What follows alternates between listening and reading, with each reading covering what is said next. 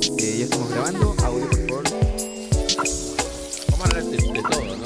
Sí, todo. Desde aquí se entrevisté a Slash. Eres músico, eres escritor, eres artista visual. ¿Cuál fue esa expresión que en realidad te llamó primero la atención para que después te enamores del resto? Lo primero que quise estudiar en realidad tenía que ver con la pintura. Porque yo era de esos niños que iba a talleres de expresión plástica y cosas por el estilo. Y cuando tenía 13 años yo dije, no, yo tengo que ir a un lugar en serio. Pero no sabía bien dónde.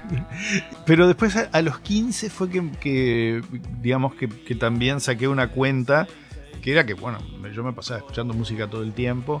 En esa época, bueno, primero tuve una especie de manía con los Beatles, así como que escuchaba los Beatles todo el tiempo. Y después empecé a ampliar el campo de batalla y escuchar otras cosas. Eso era en los 70s. Y dije, yo tengo que hacer música. Entonces, ¿no? en esta época, mientras tú estabas aprendiendo, estabas aprendiendo a tocar, aprendiendo a cantar, seguías estudiando, ya salías a tocar, ya tenías una banda. Sí, con el cuarteto y antes del cuarteto salíamos a tocar con mucho Rostro de Piedra. Y en el 84 tuvimos la primera propuesta de hacer un disco. Y bueno, y ahí como que la cosa se empezó a estructurar cada vez más. Viéndolo ahora en retrospectiva, ¿cómo recuerdas esa primera experiencia en un estudio de grabación? Fue muy interesante y yo me acuerdo que esa cuestión de primera grabación en serio que hicimos fue muy importante, ¿no? Porque nosotros de repente grabábamos cosas así medio caseramente como para tener una idea, pero decíamos, pero esto no funciona. En el 84 que nace el Cuarteto de Nos, una carrera exitosa. En el 2012 empiezas a crear fuera de la realidad tu primer disco como solista. ¿Qué pasa para que tú decidas hacerlo? Mira, el 2012 fue un año muy interesante porque dejé un trabajo. Yo tenía un trabajo como en ese momento como director de un centro de exposiciones y tenía algunas canciones que venía haciendo desde antes y vi que había un interés por parte de la gente. No era una respuesta masiva, pero sí era una respuesta de muy buena calidad a nivel de atención y eso me interesaba mucho porque, bueno, de alguna manera con el cuarteto la cuestión de lo masivo lo teníamos, ¿no? Entonces es como decir, bueno, ya está. Otras cosas. Claro, igual también en tu posición de estar en una banda, como tú hablas, como tú lo dices, que es masiva, al momento de presentarte como solista también existe esta tensión del tanto fans de Cuarteto como estas personas que están también, que conocen tus otras obras, tus exposiciones, que has sido parte de quieren como que van y te dicen, a ver, quiero escucharte.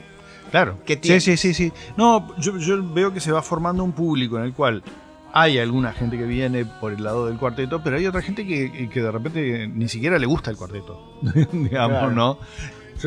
Una cosa de la que quiero escaparme, digamos, huir rápidamente, es esa cuestión de presentar canciones que dicen una cosa y no te dejan lugar a interpretarlas. A interpretar, exactamente. Entonces, como que me gusta manejar cierta ambigüedad, que ¿cómo te puedo decir? Que deje abierta la puerta de la cabeza del que escucha, como para que, no sé, para que haga sus propios viajes. ¿En qué momento tú sientes de que la canción está lista? Porque el disco lo hiciste en 5 años. Te tomó, sí. No es por decir, me demoré 5 años, sino que simplemente proceso fue algo que te exigió también. Se podría haber hecho antes, pero había, digamos, una de las cosas que fue retrasando eso fue que yo estaba armando un estudio de grabación que quedó pronto en 2016. Al principio arranqué yo solito y se fueron sumando. Se fue sumando gente, ¿no? O sea, en estos 5 años, tú ya antes de presentar el disco, ¿ya lo habías salido a tocar? Claro, exactamente. Ya lo veníamos tocando. Y yo creo que en ese sentido, fuera de la realidad, por ejemplo, es un disco muy, muy ecléctico. Estilísticamente, en cuanto a letras, en cuanto a temáticas. Hay letras que son mías, hay letras que son de otros autores, hay como una mezcla de muchas cosas a nivel de ritmos. También a nivel de producción buscamos una cosa muy natural, y una de las cosas que buscamos es que lo que estamos tocando en vivo con Otto Tabela y los Embajadores del Buen Gusto es lo que estamos tocando. En todas estas expresiones artísticas que tú presentas, pintura, música, es que eres escritor también, has creado el Cuarto Tabela. ¿Qué es el Cuarto? Bueno, el Cuarto Tabela es el estudio de grabación, y en el estudio que es un estudio que tiene un tracking room grande, hacemos unos pequeños conciertos para ponerle unas 30, 40 personas, que son los encuentros secretos, que vienen acompañados además de vino, comidas y cosas por el estilo. Claro. Es una cosa como para pasar bien. Siempre hacemos alguna exposición de algún artista que me interesa. Y me interesaba mucho esa cuestión de que fuera un lugar, un centro de atracción cultural para gente que está buscando cosas distintas. Ahora, ¿qué hay en tu futuro? ¿Qué estás preparando? ¿Qué estás próximo a lanzar?